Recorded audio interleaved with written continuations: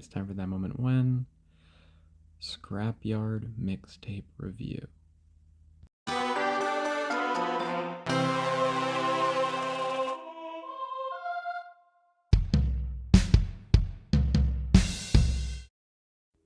Yeah, so it's been a bit. I hadn't really. There have been things I want to talk about, but haven't been in the mood to really sit down and do an episode of that moment when. But given that this was a pretty short listen, and it's already a mixtape I love, I felt like it was worth making it just to maybe get the ball rolling, and if not, I just needed to post this anyway.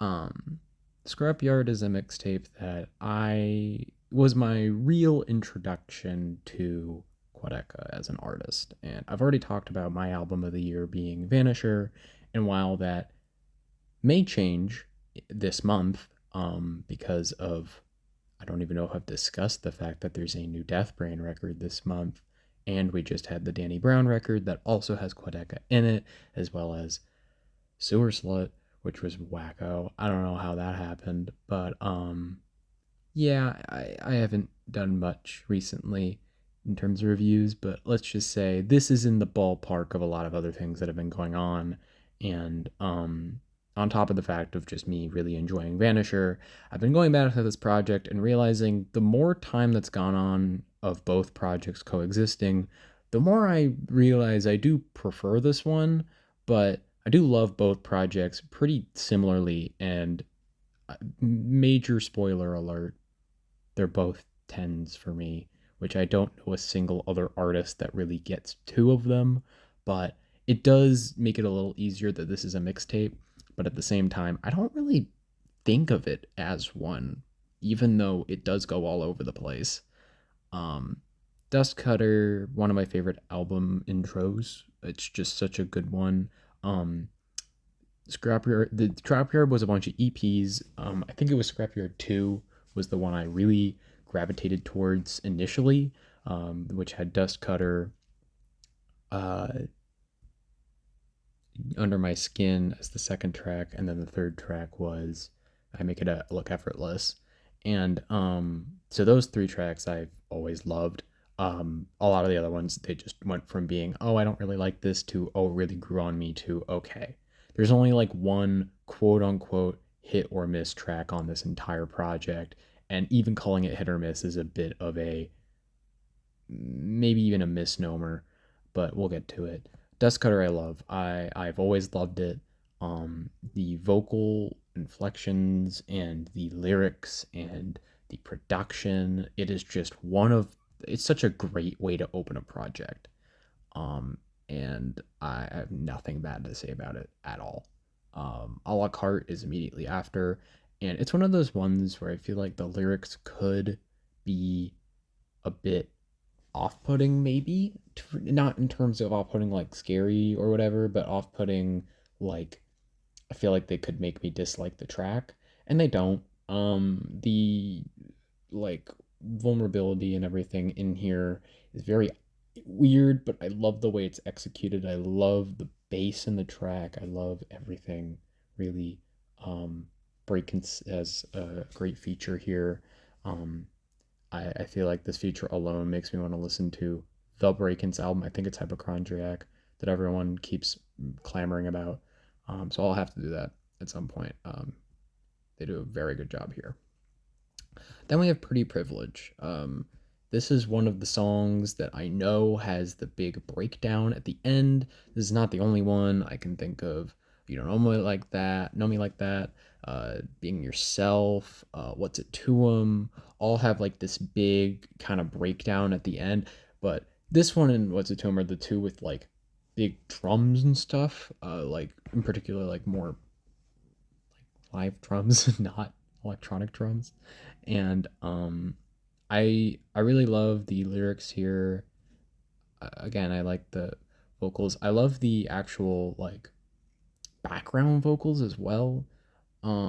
Which is a thing on a lot of this project, the ad libs and background vocals and just the way everything exists and is layered. But this one in particular, like even at the very start of the song, like in I put my hair in a twist just for you. That the part where it's just kind of more, it's a bit more bare, and it's just that vocals with on top of it the like more choir vocal kind of thing, um, almost in the back, like harmonic. I don't know. Um, Great song. Love the message. It's more about, or maybe not the message, but just more about like insecurity and all these things. Um, Easier. It's another one that's really interesting. Like I think the thing is that like a lot of these are relationship type tracks, but they're executed and discussing things in a way that is a lot more interesting. Um, like it's just a very weird way to look at the relationship, but it's done in a way that you can follow the logic for, and it's very pretty. Used to get really bored of this song, and I don't really anymore. I have nothing negative to say about it. I haven't had anything negative to say yet. Even if I tried, um, it's definitely pretty ego centric track, at least from what I'm kind of seeing from it. But I do love the. There's like a little sound effect that plays at the, or piece of production that plays at the end of a lot of the lines. Couldn't miss, and there's like a wow wow, and it does that in like a lot of lines, and it's one of my favorite little moments of the entire project. Um, it doesn't even raise this track to like a top five or anything. It's just one of those things where I love the way that it sounds and the way the production works with the lyrics and vocals and everything. The ending is also great. The too bad, yeah.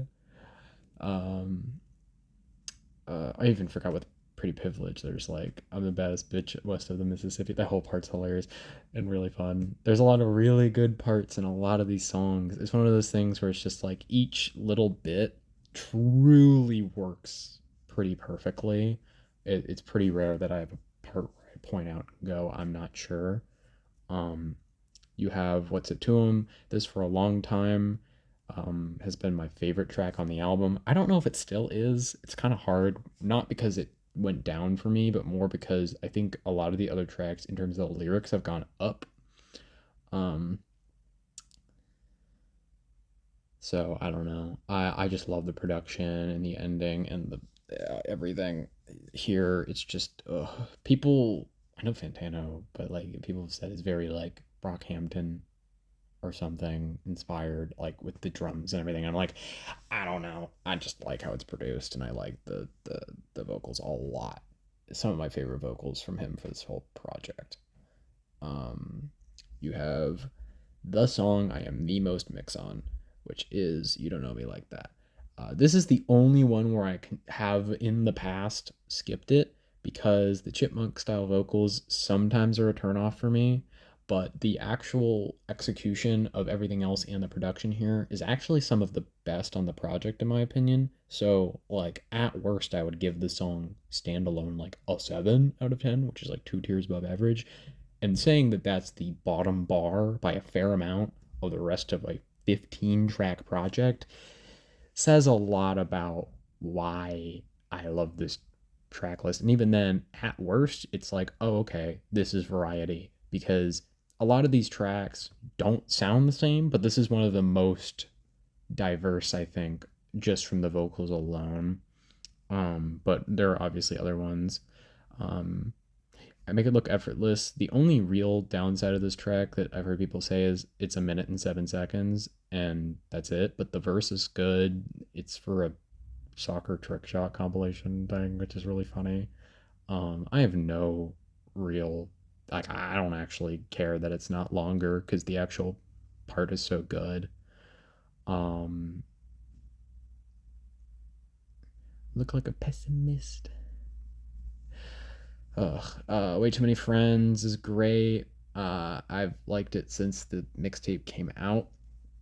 I love it's just one of those things where you can feel the fact that he used to be a YouTube rapper guy, where I did not like him at all as a YouTube rapper guy, but it works so well with these flows and this production and these lyrics. It's just great.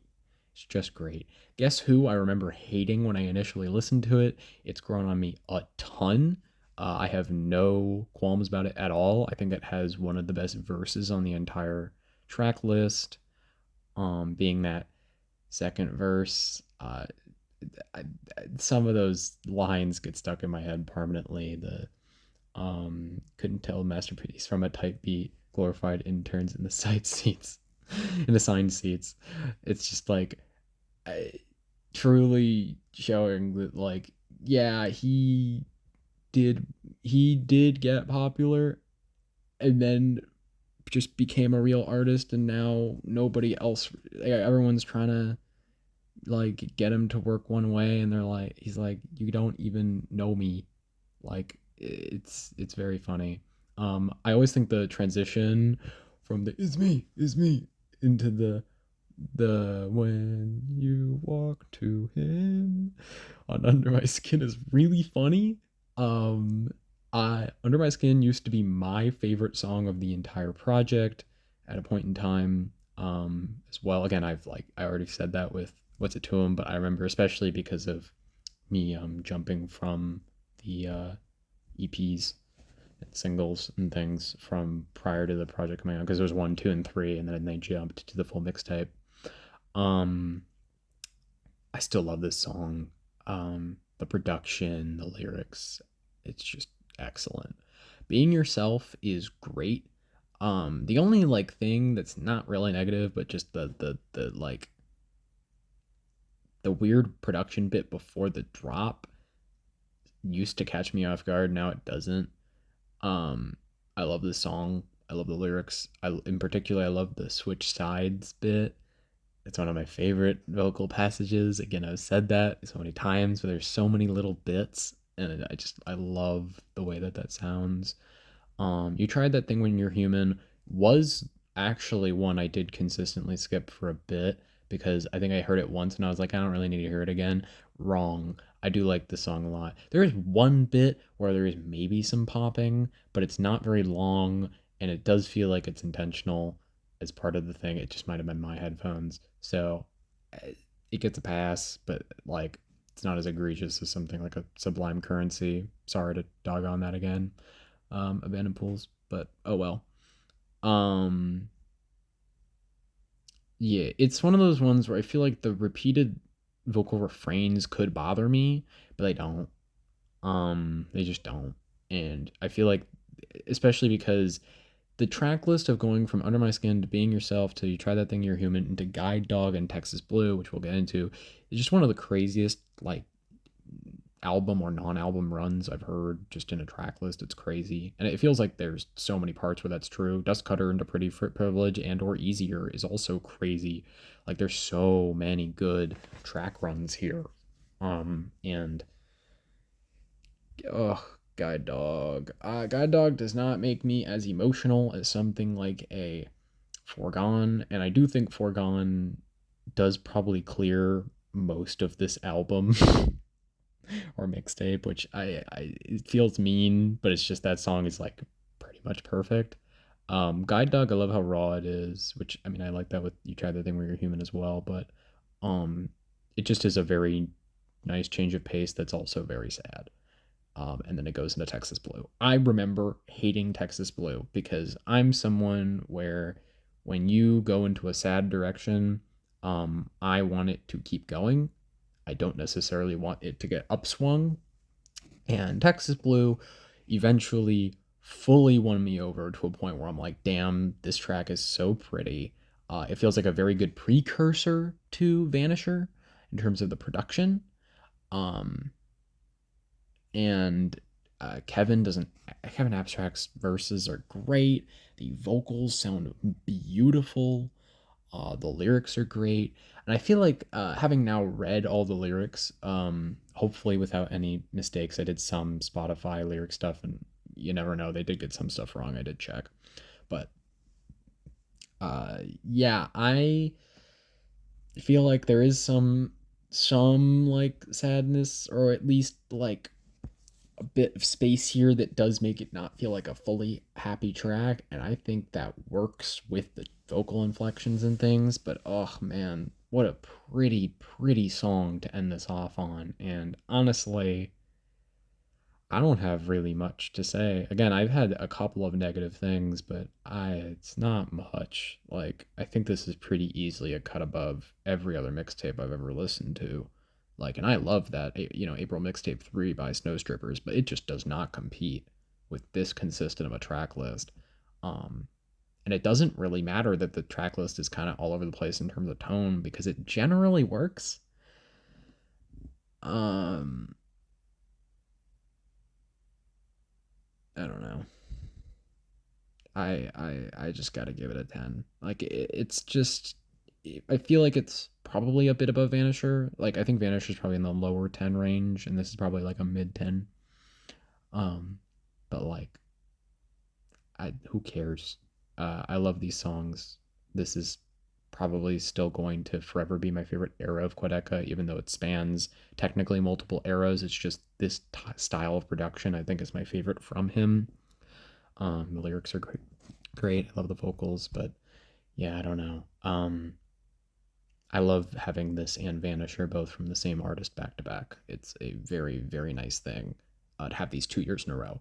Like I don't know that he'll ever hit this peak again, especially like a foregone style peak.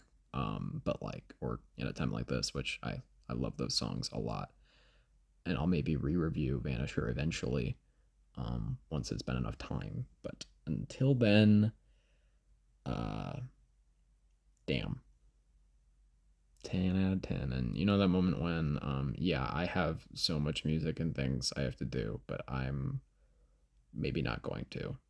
I just, I wanted to talk about something, and here is that something.